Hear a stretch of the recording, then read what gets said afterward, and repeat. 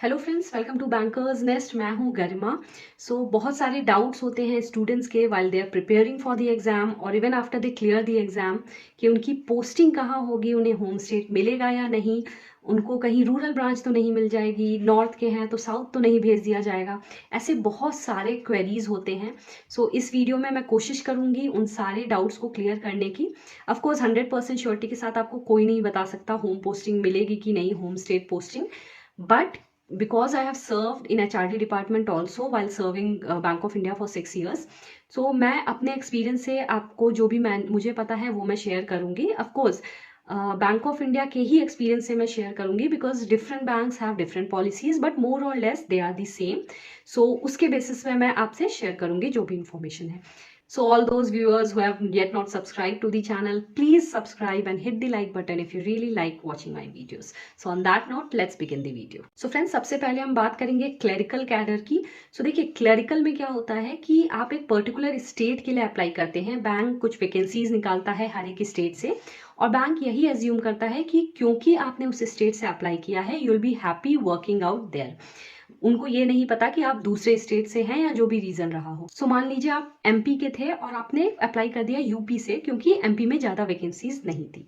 तो होगा ये कि जब आपका सिलेक्शन होगा आपको पहली पोस्टिंग यूपी ही दी जाएगी और आपको वहां पे काम करना पड़ेगा, of course if you are willing to. और ऐसा नहीं है कि आप गए और आपने होम स्टेट अपना रिक्वेस्ट मांग लिया, ऐसा नहीं होता है। You will have to serve certain number of years. As I said, different banks का डिफरेंट पॉलिसीज होती है। बैंक ऑफ इंडिया में ये था कि 3-4 साल आप जब उस स्टेट में सर्व कर लेते हैं then you can go for the request transfer. देखिए, रिक्वेस्ट ट्रांसफर भी ऐसा नहीं है आज आपने दिया और विद इन अ मंथ आपको अपना होम स्टेट मिल गया, ऐसा नहीं होता है। It takes time, 6 months to 1 year भी लग जाता है रिक्वेस्ट ट्रांसफर में। देखिए, एक बात आप समझिए कि मान लीजिए आप एमपी के हैं और आप यूपी में काम कर रहे हैं और आपको यूपी से ट्रांसफर लेना है वापस एमपी। तो देखिए, आपकी वो जो जगह है जो खाली हो जाएगी आपके जाने पे, वो बैंक को किसी को और कैंडिडेट को वहां फिट करना पड़ेगा। उस वैकेंसी को वो छोड़ नहीं सकते। They will have to find someone who is willing to come to UP to fill your position. इस सारे प्रोसीड्योर में काफी टाइम लग जाता है बैंक्स को।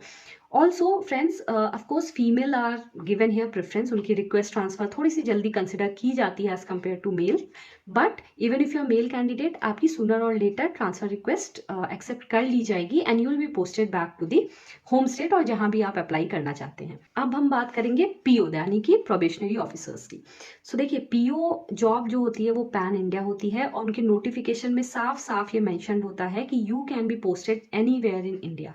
जब भी आप अप्लाई कर रहे हो एग्जाम पे तो आपको ये माइंडसेट बना के ही अप्लाई करना है कि आपकी कहीं भी पोस्टिंग हो सकती है। इवन आप नॉर्थ के हैं तो साउथ भी भेजा जा सकता है आपको।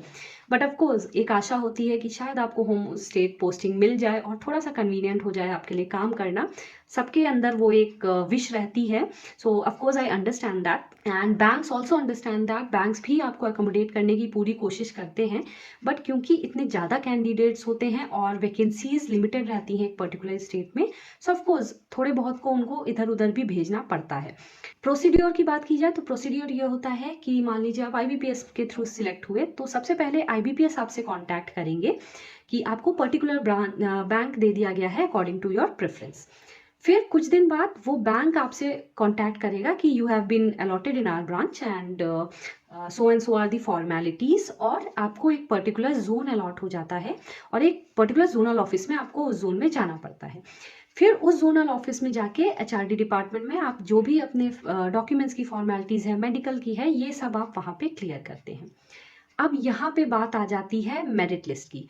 जो भी बच्चे रिटन और इंटरव्यू में अच्छा परफॉर्म करते हैं, काफ़ी अच्छे मार्क्स रहते हैं, मेरिट लिस्ट में हाई रहते हैं, of course bank does consider their home posting request also. कोशिश करता है बैंक आपको होम स्टेट पोस्टिंग ही देने को if you are good in the merit list. That is why we say friends कि बस कट ऑफ पे एम मत कीजिए बल्कि एक ओवरऑल अच्छा स्कोर लाने की कोशिश कीजिए ताकि आपकी जो होम स्टेट पोस्टिंग के चांसेस हैं वो बढ़ जाए। But of course as I said, nobody can assure कि आपको होम स्टेट ही मिलेगा even if you are very good, have got very good marks, क्योंकि हो सकता है उस स्टेट में वैकेंसीज बहुत ही कम हो आपके लिए। It depends on many factors, right. So ये बात होती है प्रोसीड्योर की। अब देखिए, अगर आप फीमेल हैं तो again banks does consider you for the city branch posting. आपको रूरल ब्रांच में जनरली नहीं भेजा जाएगा in your first posting, but again it can be in your home state और other state also, nobody can assure that. But अगर आप mail हैं तो चांसेस हैं कि आपको ज़्यादातर दूसरे स्टेट में ही भेजा जाए। So be prepared for that. I would say कि बस 20 से 25% ही ऐसे होते हैं जिनको अपनी होम स्टेट पोस्टिंग मिल जाती है, specially in case of male candidates. So उस माइंडसेट से ही आप ज्वाइन कीजिए bank. So talking about me, मैंने क्या है कोलकाता से ही एग्ज़ाम दिया था because my parents were posted there. और मैं क्या थी, वर्किंग थी while I was preparing for IBPS। तो मैंने 15-20 दिन पहले ही छुट्टी ले ली थी अपने एम्प्लॉयर से और फिर मैं कोलकाता चली गई थी एग्ज़ाम देने। सो मुझे कोलकाता जोन ही अलॉट हुआ। तो जनरली ऐसा ही होता है, specially in case of bank of India, जहाँ से आप एग्जाम देते हैं वो जोन ही आपको अलॉट कर दी जाती है। So I went to the Kolkata zonal office, वहाँ पे सारी फॉर्मेलिटीज़ हुई और क्योंकि मेरे मार्क्स रिसेंट थे, मुझे सिटी की ही ब्रांच अलॉट हो गई कोलकाता सिटी में।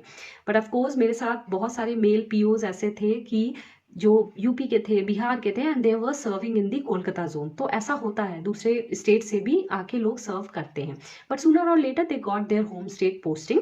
सो अभी सब अपने होम स्टेट में ही हैं। सो ये सब होता है पोस्टिंग में।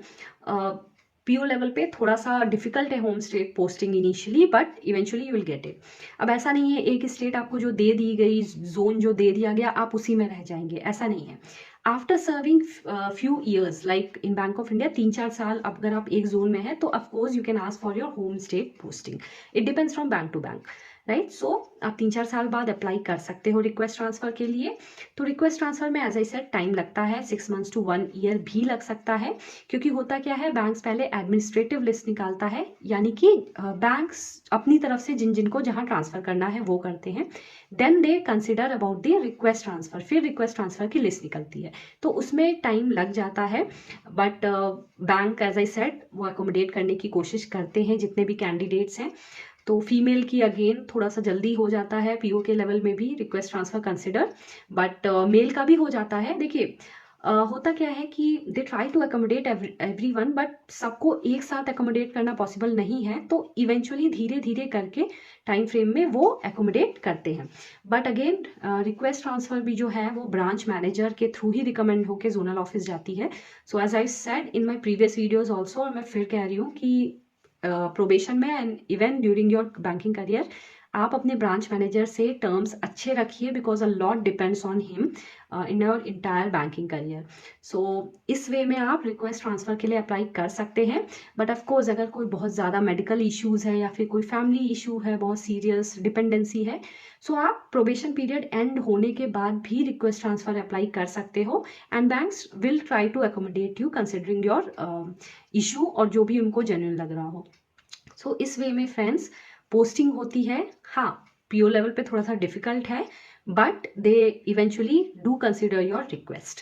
सो ये सारी बातें थी जो मेरे एक्सपीरियंस पे बेस्ड थी, जितना मुझे इन्फॉर्मेशन था HRD में काम करते करते उस पर बेस्ड था ये सारा इन्फॉर्मेशन। आई होप बहुत सारे लोगों का डाउट्स क्लियर हुआ होगा यहाँ पे, और मैं जल्दी एक वीडियो लाऊंगी जिसमें मैं ये बताऊंगी कि मैरिज के बाद ट्रांसफर पॉलिसीज क्या होती हैं फीमेल के लिए। So female candidates have to wait a little bit more. I hope सारे डाउट्स आपके क्लियर हुए होंगे, and once again I would request to subscribe and hit the like button to all my viewers. आज की video में बस इतना ही, फिर मिलेंगे न्यू वीडियो में न्यू कंटेंट के साथ। Till then keep preparing with a positive approach, be healthy, stay home, stay safe, bye.